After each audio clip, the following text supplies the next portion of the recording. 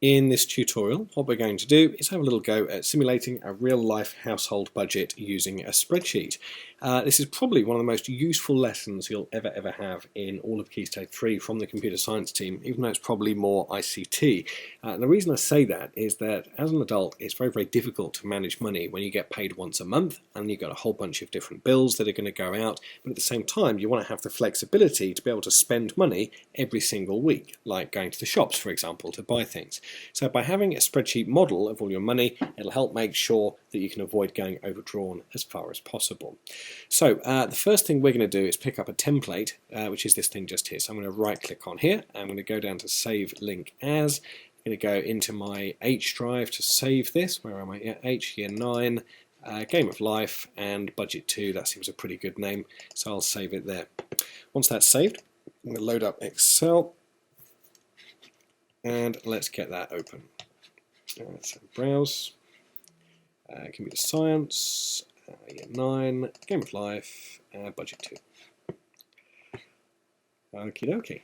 Now, before we can do anything, at the moment this file here is read-only, so I can't change anything by typing in the cells, so I must make sure I click on Enable Editing first of all. Okay, so just to put this into context, this is the actual spreadsheet that I use at my house for me personally with my real world money. And what I've got here is there's my pay that I get every month. I might have changed some of the numbers, and there's that place there to put a hypothetical partner in as well. And so if you're married or if you live with somebody else, you'd have their salary as well to help you. And then in this box here, we have all the outgoing monthly costs of running a home. Sometimes you have some one-off monthly costs that are going to appear down here. And then the most important cell in the whole spreadsheet, which we try to get to, which is your balance, which is how much money you've got left once all the bills and things have gone out, and then your weekly disposable income. So that's how much money you could go to the cash point each week and draw out in cash, and then if you wanted to, just throw it in the dustbin because it's disposable income. Or you could go to a restaurant or the cinema or buy books and clothes and magazines. You get the idea. So that's your disposable income. So in order to be able to make this work, we're going to have to fill in some of the blank spaces that we've got here. There's quite a lot of different formulae missing. So the first thing that I think we're going to do is think about this idea here of the total amount of money coming in. And actually I've put in some comments in here as well to help you get to grips with what should go in these. They're a little bit big, bigger than the actual comment box. So you can always right click on them, go edit comment, and then pull them to make them a little bit larger so it's easier to read. So for example, the formula in this box here, the total amount of money that I've got coming in to carry me through a particular month is how much money there is in the bank on the day I get paid, plus whatever I get paid, plus my partner's pay as well if I've got a partner. We're going to start off assuming it's just you, and then a little bit later on in this exercise we'll start bringing in other variables like living with other people. So to write a formula to add those three things together, all formulas start with an equals sign, so I'm typing in equals, and then it's my bank balance plus my pay plus again my partner's pay, which at the moment is 0, we're assuming I'm living by myself, like that. So that gives me a total amount of money this month, in this particular case, of £1,105. And that sounds like the right answer, doesn't it? Okay, so with that done, let's think about some realistic outgoings, some average monthly costs. And so what you'll need in here is to think about the different costs that are involved with running a house. So one of the most obvious ones is the rent or the mortgage. We'll talk about what that means some other time, but you're going to be paying both of those for a very long time indeed, and we've assumed for now a very low amount, actually £500. Other things that you might have as well as an adult is you've got something called council tax. Okay, so if you live in a house in a community, you pay this money to the council every single month. This pays for things like the potholes in the road, the holes in the road to be repaired, cutting the grass on fields, and things like that. Just generally upkeep of your nearest of the village or little town that you live in. The amount of council tax you pay actually varies depending on where you are, but a good average middle of the road figure, probably about £120, would be reasonable. I've also included in here, again this is because it's real life, which day of the month it is that each of these things goes out on. So we're going to assume, for example here, that this one This council tax goes out on the first day of the month. That's just useful when you're looking at your bank statements as an adult. End date, council tax that never stops, so that's going to be going on forever and ever and ever.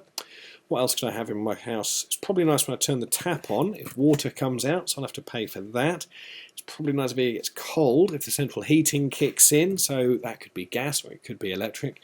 It's also nice if the lights to work in the evening as well, so I'm going to have to pay for that.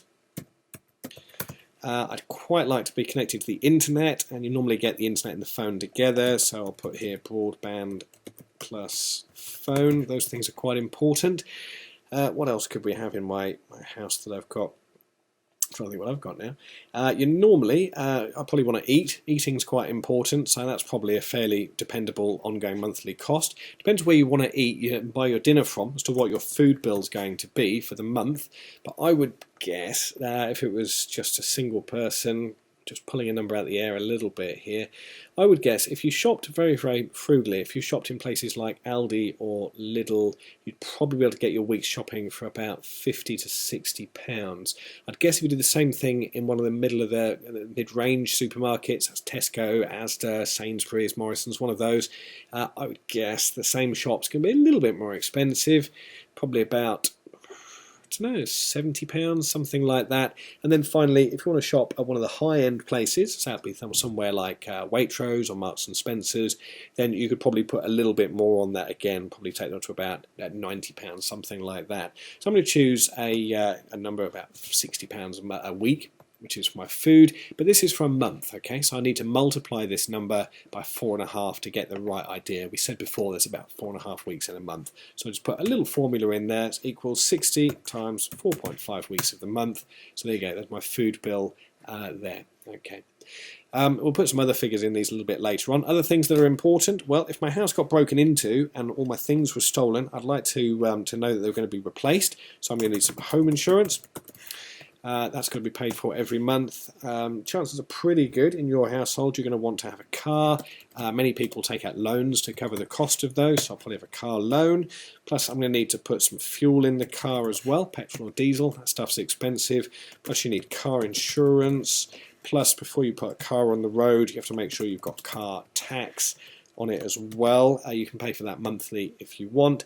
And we can probably leave that there for now. There's probably a few other things on here I've overlooked as well. But those are they're pretty regular expenses. We need to find some amounts for those in just a second. What would also be nice as well is to think about things that are one-offs. So for instance, maybe it'd be really nice in my budget if I wanted to save up for a summer holiday. So I could say here I'm going to save £100 a month for a summer holiday. And once I've saved up probably £1,000, something like that, then I can stop paying into that, or I could just cancel that at any time I wanted. You'll see as I've gone along, I've got a formula down here, which is set just there, look, and that's been ticking along and adding these things up as I've gone along. So that's really, really nice as well, and that's why it's automatically adding everything up. And I think I'll need a formula down here for my one-off costs. That's going to be a total of everything I could ever want to write in these boxes, so shown in there. You might recall we used auto sum before. Let me use this button up here. Bonk. And then anything else I ever put in here will automatically get totted up. So that's quite nice. I'll put some more figures in here in a second, but let's just look over here at the last part of the formula. What I need now in this summary box is I need the total of all the money coming in, so that one's been done for me, and that was simply whatever value is over in D10, which is this number here. So that's right, that's all the money I've got coming in. Let's think about how much money I've got going out. It's going to be this one, isn't it, plus this one here added together. So my formula is going to be equals this one. Click once, that plus, and this one, and hit enter. Make sure you type the pluses in between. Okay, so that's my total of money going out. What I then need to do is to get my balance. So your balance is what money is left once you've paid all your bills. So that's this one minus that one. So clicking in here, hit the equals symbol, and then we're going to click on in, type in minus, hit that one, hit enter. And so once all the bills are paid for the month, I've got £115 of entertainment money to last me for the month. So what is that over a week? It's probably quite handy to have that done. Well, we know there's 4.5 weeks in a month, so it's that divided by 4.5. So equals this one here, divided by 4.5 weeks of the month. So at the moment, bear in mind I haven't done all my bills just yet, at the moment I've got £25 a week to spend on what I want.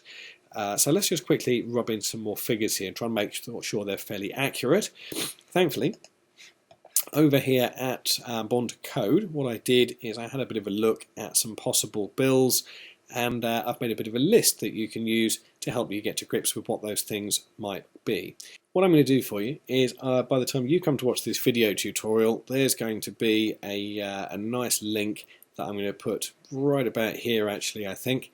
Okay, and you're going to be able to click on there, and that's going to show you some examples of how much actual bills are. Okay, so there'll be a link just here, and you'll be able to refer to them. The URL, because it's actually already built, sits just here. It's bills.html. There it is. Okay, so let's have a look. So I can put some of these in. Electricity 80, gas 80, water 45. So gas 80, electricity 80, water 45. What else do we have? Broadband. I've got that in here somewhere as well. Landline and broadband, £45. You can probably get that cheaper, actually. Home insurance, let's have a look. £30 a month. Keyboard shortcut, by the way, if you hold down the Alt key and then without letting it go, you tap the Tab key. Every time you tap the Tab key, it will show you the other windows you've got open. Look, check this out. See, there's me recording this video just there, look. And when you find the one that you want, and you let go of the Alt key, that window opens up. So it's a really nice way of being able to quickly flip between different windows. Anyway, back to this. Home insurance, £30. Car loan, well, that could be anything really. It depends how much car you want, but I would guess that probably £200 a month will get you a car. Fuel, depends on where you work, doesn't it? But let's go with something fairly modest. I put in about £25 a week, I suppose, into my car, but then my car's quite big, so probably £100 a month on fuel would be okay. Car insurance is quite expensive for young people. They're probably going to be looking at about £100 a month for that. Okay, that's in bold. And then finally, car tax. Car tax is more expensive on big cars and cheaper on small cars. If you pay for it monthly, again, it's going to depend, but I would guess a sensible average figure probably be about 20, maybe less than that, maybe £15 a month, we'll say. Something like that. There we go, that's my car tax. Okay, so I've now got some fairly realistic figures actually for bills that are in here. And what you've probably noticed is you've got a problem now, which is this. Once a week, in the current arrangement that you've got here, once a week you can actually afford to go to the shops and to spend on the things that you want, minus £128. Okay, or to put it another way, every month, just by paying your bills, if you don't do anything, if you don't go out for a meal, if you don't go to the cinema or socialise or anything like that, you're going to go overdrawn by £580 a month. So what that suggests to us is that in this particular financial model, this is not a sustainable lifestyle. You ideally want this figure here to be slightly positive, and the more positive that figure, the more things you're going to be able to go out and about and go ahead and do. Just going to jump back here. So what you're going to now do with all of these things in here, okay, what we're now going to do is start to actually think a little bit. This is a silver badge, this is, to get to this point. What we're going to start to do is allow ourselves now to answer some of these questions. So in the first question it says, what if your take-home pay is £1,100, like that, and your partner moves in and they earn the same salary as you? So what happens if this person is also on £1,100? Hopefully that's going to improve things over here a little bit. Okay, and then you can answer another question, which is, what if you move into a bigger house that costs double the amount to rent every month? Are there any other bills that you think here would increase? Why? And just give a short answer in here, so let me know what you think about that, and perhaps you'll fancy having a go at the platinum task as well. And for that one, you just have to go online and do some research into some things called mortgages, which you'll find out all about one day, and also how much of the cost of a house you need as a deposit to get a mortgage, and also to look at advantages and disadvantages of renting versus mortgages, because again, these are really important things that will affect all of you when you become an adult and when you leave home one day and do this in your own stead. So have a bit of a play around with the model. Make sure you save it when you're finished, because you're going to use this again in your next lessons, and I'll see you in the next tutorial.